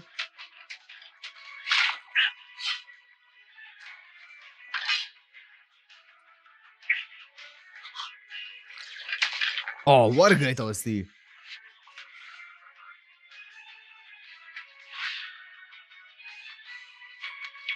What the fuck is happening? Quetzal!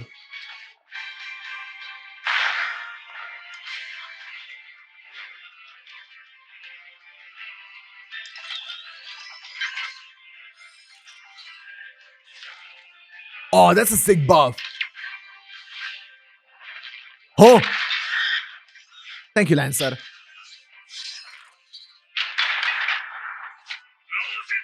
なぜだなぜだなぜそこまで人類を守ろうとするエレーども分かっているはずだ人類にそれだけの価値はないと Oh, that's sick. Assassin. この Ah. 星は狂っているお前たちは狂っているこの歴史に一体どれだけの価値がある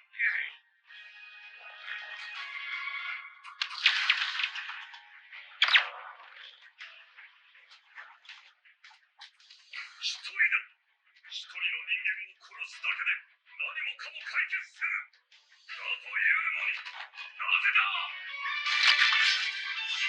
Ushiwaka! The goat!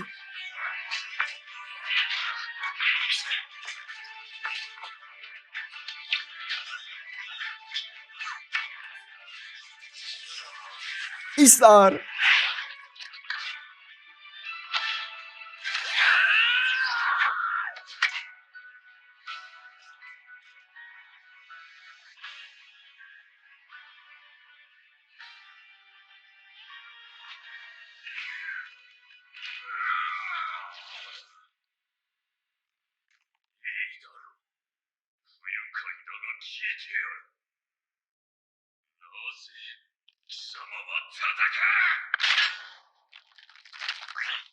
Mm. Another one. The hand. どうか忘れないでください。多くの出会いと多くの未来、そういうもののために私たちは戦ってきたのですから。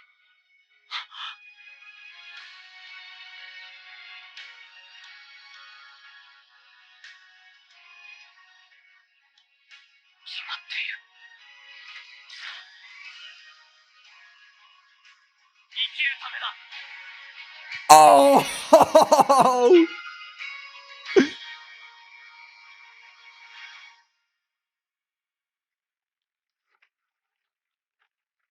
He did it. Bro. That was fucking incredible.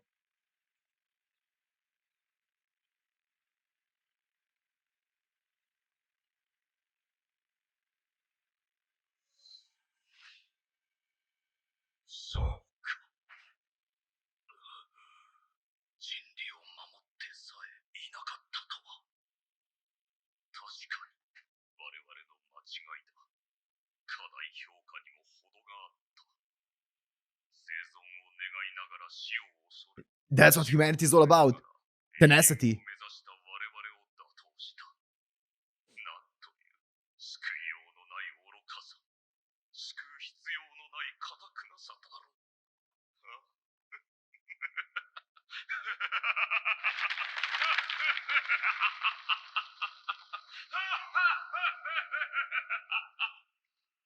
Goodbye, motherfucker. I still did not clock that Mash is gone. That I won't believe it until the movie ends. Karna, no, don't go, Karna. Lion King. 嘆きのみをはみ無を目指した人類悪皮肉なものよ人類悪とは人類愛そのものより良い未来を望む精神が牙を向いたか神殿中央部および各拠点の生命反応の消失を確認。Archer Gilgamesh wanting a similar thing, or like wanting a mass eradication of humanity as well, to some degree is kind of funny. この座標から抜秒離脱する。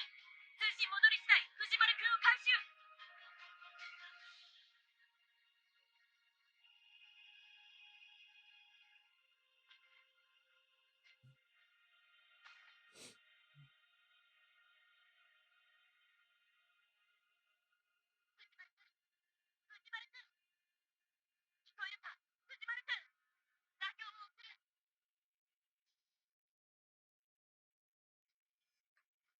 So wait,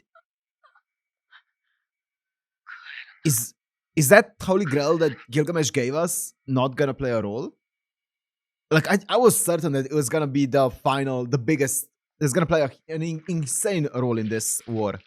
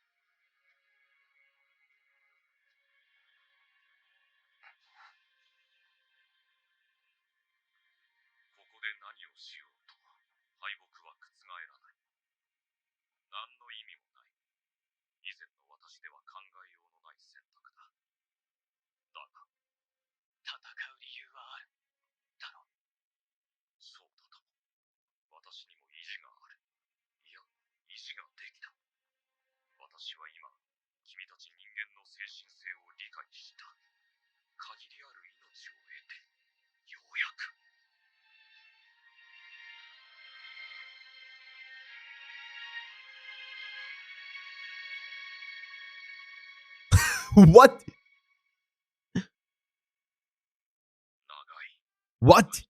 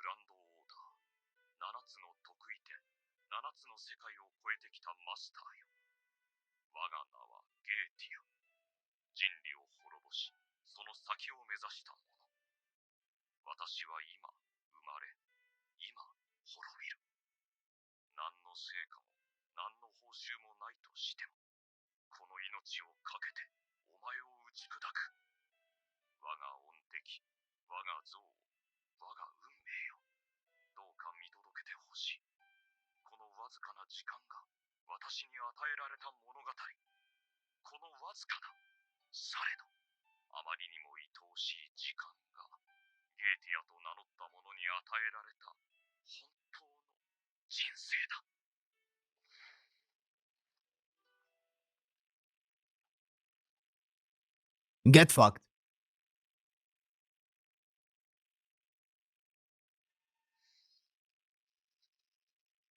Be gone. Get ya.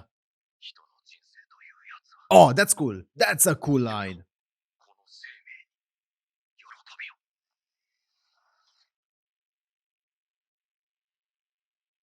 Oh, that was a cool moment at the end, though.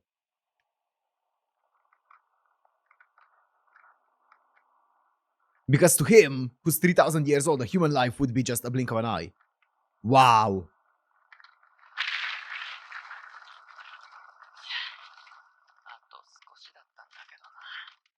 No. Part 2 starts with a different MC. No, don't you... Who's coming to save you?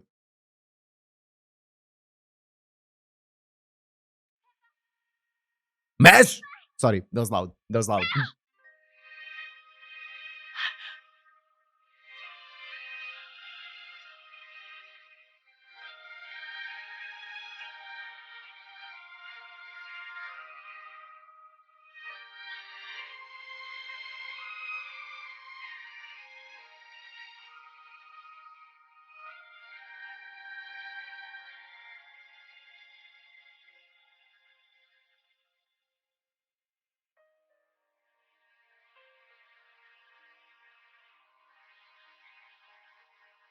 Arm.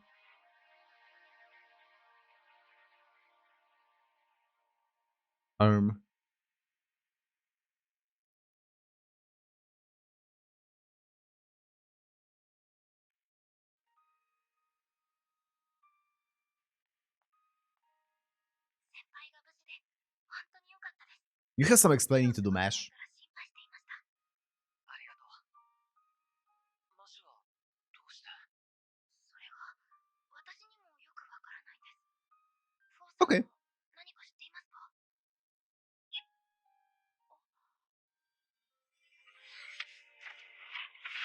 The fuck?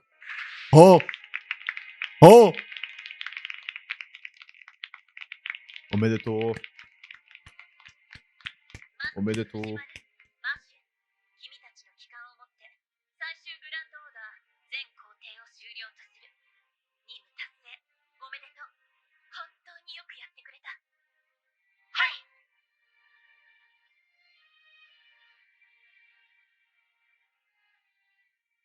God, I never in a million years expected that to be Romani. Or to be Solomon. そこで藤丸くんとマッシュには通信設備の設置を頼みたい。そして君たちが取り戻したものを確かめてくるといい。はい、任務了解しました。行きましょう、先輩。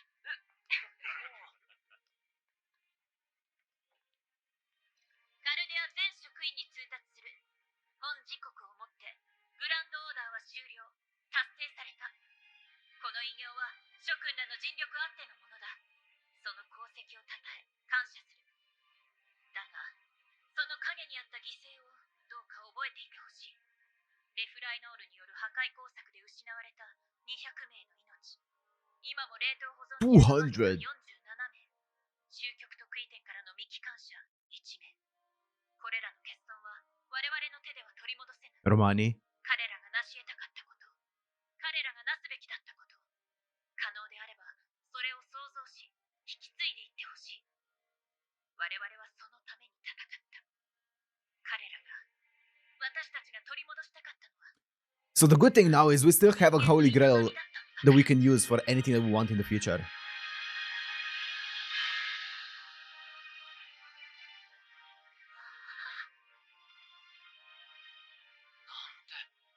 青い。Oh. これが本当の Ah, she's wanted to see it for so long. 時の時代の俺たちの地球。以前ドクターが言っていました。カルデアの外はいつも吹雪いていますが、ごく稀に空は晴れ、夜空には美しい星が見えると。ドクターが。はい、それをいつか私が見る日がやってくると、何の確証もないのに笑いながら。 Look at Four in the back, それが just menacingly running around. 私は多くの人に助けられて励まされてこの空を見ることができま Like the した。 beast that he is. 大変な一年、大変なオーダーでしたが、全てが得難いものだった。先輩にとってこの旅はどのようなものだったでしょう？ Bro, this journey was peak, Mash. That's what it was. 俺は魔術師でも何でもなくて、たまたまカルデアにやってきたどこにでもいるような人間だったけど、マスターとしてできることをやってきた。この旅の全てを、生涯を忘れたくないほどに。だからこれからもよろしく、マシュ。まだマスターとしてできることが残っているようだから。はい、喜んで。マイマスター。 My master! そう、私たちの旅は続く。とりあえずはあの地平線の彼方へ。それが叶ったらもっと先へ、さらに先へ。それが私たちの Grand Order. 人間の基本オーダー。未来への不安も悲嘆も全ては希望の裏返し。だからまたきっと多くの冒険が待っている。何が待っているかわからない新しい年に向かって。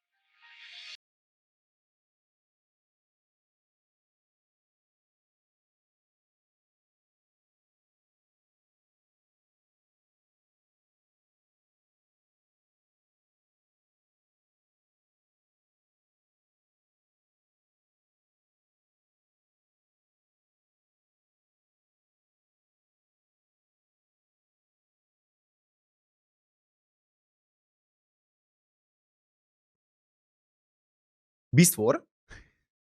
When did that happen?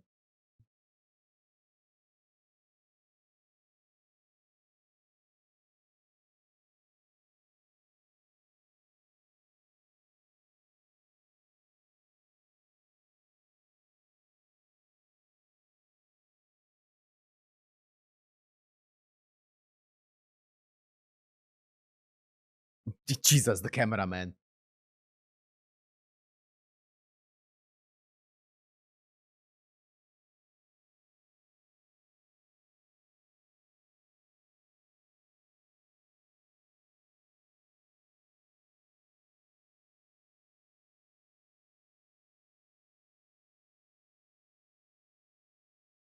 Did it like reverse time for Mesh?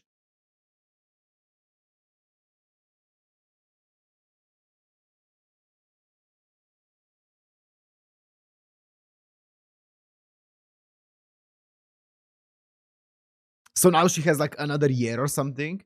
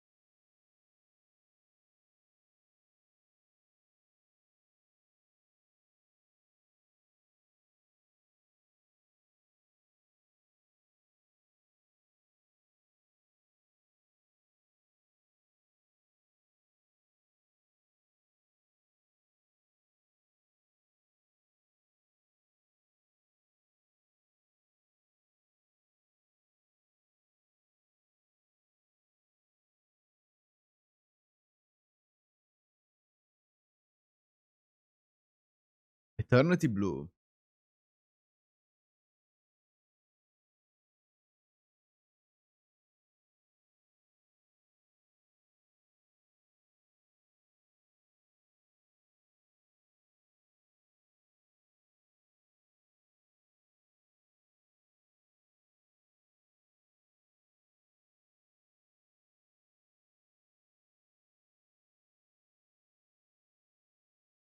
Who sings this? I'm gonna look it up after this.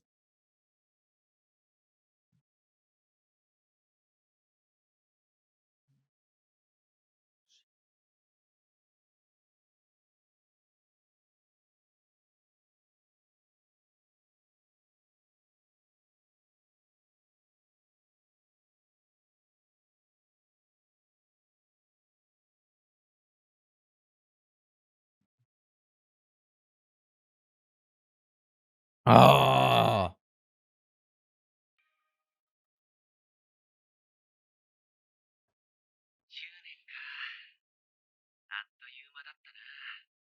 You're not also alive. This is happening in the past.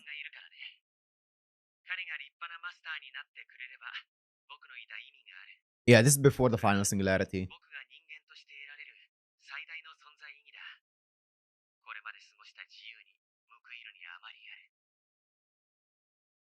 Did Da Vinci know?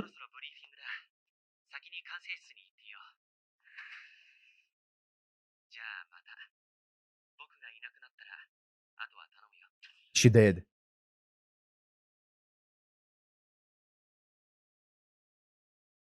君の10年。人間になった時に見てしまった人類の終わりを回避するため、逃げるように悲鳴を上げながら走り回った。その地獄のような時間は確かに報われた。人間になるというソロモン王の願いは叶えられなかったけど。ああ、君の願いは叶ったよ。ロマニアーティマン。 What do you mean by that? Wait, what? 人間になるというソロモン王の願いは叶えられなかった。 Interesting. Wait, that is the end. Wait, let me make sure that I'm not missing anything more. That's the end. Wow. Wow, wow, wow. What a movie. What a movie. What a movie. Holy fuck. Wait, before I actually go into the movie, let me just check out who sings that final song, because otherwise I'm gonna forget and it's gonna bother me and I'm not gonna say it. Wait, what's it called? Solomon. For fuck's sake. Come on. I'm way too hyped up to even type right now, because this was a Solomon. This was way too good. Way too good. Anime, Solomon, Ayumi. I don't know who Ayumi is. Anyways. Cinema. Absolute fucking cinema. Holy shit. This was so good. So good. Such a good movie. Obviously, there was so much fan service in this, with like showing all of the servants and stuff like that. By fan service, I don't mean like, you know, the camera angles and stuff. I mean like the actual servants making an appearance and stuff like that. And I am here for it. That was hype. All of the servants showing up and, you know, just basically being there to hold back the demon pillar gods, whatever, demon god pillars. While Mesh and Fujimaru take care of freaking Beast 1. Oh my god. Okay, Beast 1 was kind of epic though. Like, his plan was interesting. He basically said he wants to revert humanity or the Earth back to its inception, and then from there on out, basically eliminate the concept of death and basically make all of life on Earth immortal. Wild. That's like, as I said, that's kind of similar to like Amakusa Shiro, but like even more. Well, Amakusa Shiro wanted to get rid of all of conflict and make them immortal, basically. But in the present, right? The present humanity. Meanwhile, he was like, you know what? Nah, present humanity is already doomed. So let me just go back to the beginning and start off from zero, you know? Wild. What a wild plan. But he almost ended up succeeding. I did not in a million years imagine Ormani being King Solomon. What the fuck happened there? Holy shit. That's wild. Yeah, that was insane. And I still don't fully get what happened with Mesh. Something to do with Katpuluk, right? Or 4. Something to do with 4. And I think 4, if I understood during the ending song that imagery correctly, it showed like a, you know, a clock, and then 4 kind of like giving a kiss to Mesh, and it kind of, I took it as 4 turning back time for Mesh or something. I don't know. Now I did say that they still have a Holy Grail, right? That Gilgamesh gave them. Now that could also just be completely symbolic, and it's just a random drinking cup. But I'm pretty sure, I mean, the way that they reacted, they said, oh, this is, oh my god, how could you give this to us and stuff like that. So he gave them, I'm pretty sure that is the Holy Grail, and they haven't used it at all. So you know what, props to them. I would have used it at like a slightest inconvenience. I would have been like, well, I guess we have to use the Holy Grail. But they held on to it. So I'm guessing it's going to be useful later down the line. I do wonder though, has Mesh done enough for her to be considered a hero? Could she be summoned as a servant? I don't know. I don't know how much you need to do to be considered a hero, you know? If she dies, could she be summoned as a servant? I don't know. I mean, Emiya could be, but Emiya was also like a guardian. But I guess at the end of the day, she would also be considered a guardian because she's doing the exact same things that Emiya was doing back during UBW, right? She's going back to the past and making sure that humanity doesn't disappear. I think she's done enough. So she could be summoned as a servant, and then if you give her the Holy Grail, she could obtain a human body. And I feel like if she did that, she wouldn't have a time limit then. She would just become a human, just like how Solomon did it, right? During the Fuyuki Holy Grail War. Just like how Solomon became a human from being a servant using the Holy Grail. So I'm pretty sure they could have done the same thing if Mesh could be summoned as a servant. Anyways, that's just a theory though. I genuinely, I thought that that's what was gonna happen. But no, it didn't. Either way though. Hype. Insanely hype. Like when it comes to animation, it wasn't anything on the level of, let's say, the second Camelot movie, where it was just 1.5 hours of pure crack, like cocaine for the eyes, right? This one was a lot more centered around just hype events happening, and there were a few bits and pieces of incredible animation, but at the end of the day, it was more so the story and some insane moments with like all of these servants and stuff like that. What a fun one. Jesus Christ. I want to play it. Wait, I want to play the game today. Yeah, I want to play it today. In the intro, I'm gonna probably edit the intro and put a different date into it, because originally I said that I'm gonna play it tomorrow on Sunday. I'm gonna do it today on Saturday. Yeah, I'm gonna re-edit the intro and edit after the after the recording. So I'm gonna play the game today because I want to get started in this. I'm gonna also upload this movie a bit earlier than usual on my YouTube channel. If you're wondering why it's up like probably a few hours earlier, it's because I want to play the game after it goes up. So yeah, that's why. Because I'm hyped up for the game. This really got me hyped, and I really wanna just see more of the world, more of the I know that the stories, you guys did say that the story of the singularities at the beginning isn't as good as it gets later down the line, but I just want to see more of the world, you know? So I'm excited for it, but I don't know what else to say about it because it was just incredible. I did say most of the things that I wanted to say during the actual show, the important ones, but it was an incredible way to basically give a good ending to this part. So FGO has been just surprises after surprises. I think First Order started off a tiny bit. I mean, it was good, but also I wasn't sure where it was going. And then the Camelot first movie I actually enjoyed the Camelot first movie. But obviously in the second movie, we got to see just how incredible it can get. Not story-wise, but more so like fight-wise. And it just kept getting better and better and better. Obviously, Babylonia was incredible. And this was a fantastic way to wrap it up. And as I said, I want to thank you guys for the support on these videos. All FGO videos, all Fate videos in general have been doing great. But FGO has been doing absolutely fantastic. So thank you guys for that. It's been way better than I expected it to be. And also the comments, as I said in the previous one, have been, for the most part, really, really chill, really nice. You guys haven't been like too, I don't know. You guys have been just really nice. Like, I feel like, as I said in the previous video, the Fate community can be a little bit, I don't want to be mean because I feel like there's like it's a vocal minority because a lot of you guys have been chill from the Fate community as well. So from the like before when we watched like Zero, UBW and stuff, a lot of you guys have been really chill, but some people can get very like condescending and it can get very weird very fast. But you guys in the FGO community have been just really chill, and it shows. That's something that definitely affects my viewing experience. So I thank you guys for that. It's been like, I've been just always excited to watch more FGO because I always wanted to ask you guys more questions because I knew that you guys will be more than happy to, you know, give me the answers to it. So I appreciate it. You know, it definitely enhances my viewing experience as well. So thank you for being chill on these reactions. It's been a blast. I know that, you know, next up is gonna be Prism Ilya, and I know that that's not for everyone. Some people like it, some people don't. But I'm gonna make my own opinion on it. That's why I'm watching it. But even still, I appreciate. Wait, this was by Cloverworks. Sorry, off the topic.